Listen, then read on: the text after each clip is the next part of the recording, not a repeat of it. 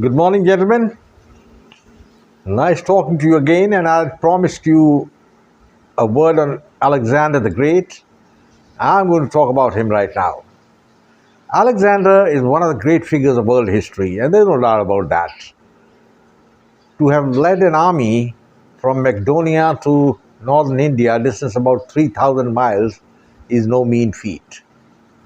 But then, as we must call a spade, and the British and the Western historians have been creating a picture that Alexander came to India and met in battle the Indian king, Raja Purushottam, popularly called Porus, and defeated him. And there are some weird tales, which go with it. And one of the tales is that when Porus was defeated, Alexander had him brought before him in chains. And he asked Porus, "How would you like to be treated?" And Porus said he would be like to be treated like a king. And so Alexander released him, and he went back and handed a lot of territory to Porus. Now, this is a very incongruous tale. I don't think there's any truth in it. It's a fiction, a fantasy cooked up by historians to show the greatness and the magnanimity of Alexander, which is not true. Now, we must bear in mind that there were three historians who accompanied Alexander in his quest to India. You will find their names coming up on the screen. And these Greek historians have recorded the Battle of Alexander with Porus.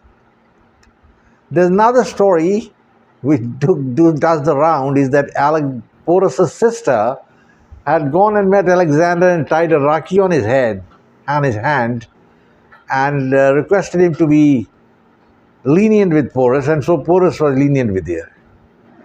The story is that she tied a rakhi to the wrist of Alexander and requested him to be lenient with Porus, and so he was. Well, all this is not really true, and this is all another fantasy.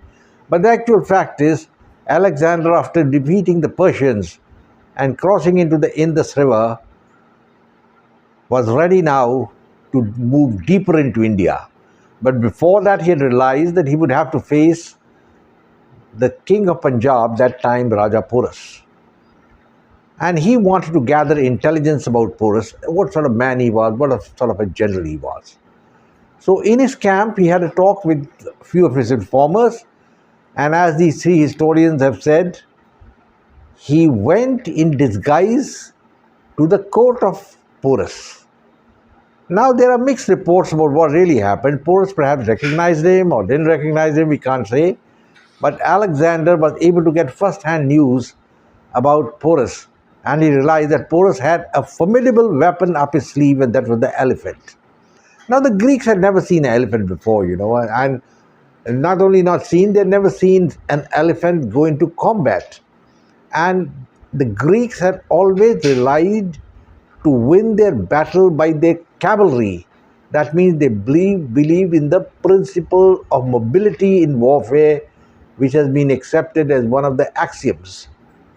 Well, gentlemen, Porus came back and he decided that he would cross the Hydespes, that is now called the Indus River, and surprise Porus with his speed.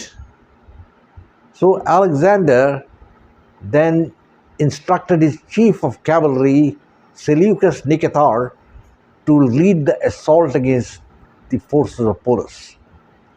Now, the Greek historians, including Plutarch, have clearly said that this was the toughest battle which Alexander faced. And Raja Porus was also a very brave man. He was a very tall man, standing about 6 feet 4 inches tall, and he mounted his elephant for the battle. Alexander was very clever. Now, the river Indus is one of the very big rivers. The Greeks had never seen such a big river in their life, but he was able to pinpoint a place where he could cross the river, and he did it. And he crossed the river early morning at 4 o'clock in the morning, and regrouped on the western bank of the Hydespes, the river, for the battle with Porus. Nicetas Seleucus, the leader of the cavalry, now led the charge forward. The Greek cavalry moved into battle, but remember, gentlemen, there was winter all around and there was thick fog. And in the fog, they couldn't see what's happening. And then out of the gloom, out of the mist, the fog, the Greeks saw the elephant corps of Porus coming forward. Now, this was something which the Greeks had never seen, and Greek historians have agreed that this was a total surprise to them. The cavalry under Seleucus did make the charge, but they failed. Many of the Greek horsemen were crushed to death, and trumpets were blown as the Greek attack was repulsed. Now, that is really what happened. And the forces came back. At the other end, Alexander had led a small force of soldiers which was met by the son of Porus. In the battle, Alexander's horse was killed and Alexander himself fell from the horse, but in the battle, the son of Porus died. So Alexander came back, he had a conference with Seleucus and they were thinking what to do. And then they decided that the time had come that we must teach the Indian king a lesson, and so they got ready for another assault. It was about, I think, in the afternoon with the sun high when the Greek cavalry moved in, because now the fog had cleared, and once more they saw the force of Porus moving forward. Gentlemen, this was an unerring sight for the Greeks who had never seen elephants in combat, and the elephants led a charge with loud trumpets, and the Greeks were beaten back. Now, this is precisely what happened, but at that time, Porus, who was already a little morose because he had lost two of his sons in battle, didn't pursue the matter further and took rest. Alexander also sat in his camp, resting and thinking what to do. And then he sent, it is on record, 3 emissaries to Porus. Now, this is not mentioned by British historians, but it is there in the Greek mythology and the Greek writings. And these emissaries met Porus and suggested that they have a meeting together, that is Porus and Alexander. Now, Porus, as I told you, was already grieving for the loss of his sons, and though he had won the battle, he had no wish to continue fighting. So he and Alexander had a meeting as equals, and in that meeting, Alexander decided that he would not go forward. Earlier to that, he had a meeting with his soldiers who had been badly beaten up by the elephant corps of Porus, and they had told Alexander, we are not going to go forward because the Magad kings have got 500 elements, much more than what Porus has got, and how are we going to win there? They were not ready to go forward. So the next thing was that Alexander had decided to go back. He held a meeting with Porus and he gave him something which Porus never expected. He gave Porus the entire area which he had conquered on the east side of the Indus River. Now, that's a historical fact. Now, I ask you, gentlemen, if poor Alexander had won the war, would he have given these lands to Porus? The fact is, he lost and he gave those lands to Porus and he gave him a lot of gold.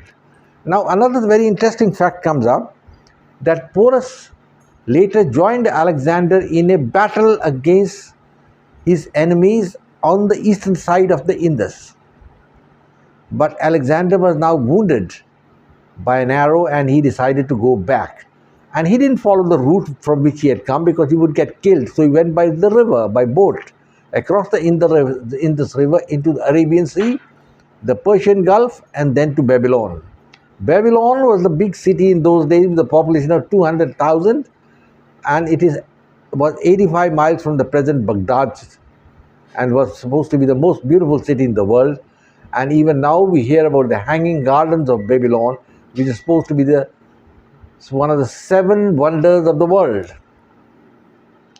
Anyway, gentlemen, the fact of the matter is that Porus defeated Alexander, and it's about time Indian historians started writing like this and bringing out the facts and not go by what the British historians are saying and cooking up fanciful tales like bringing in chains and leaving him and he saying, I want to be treated like a king.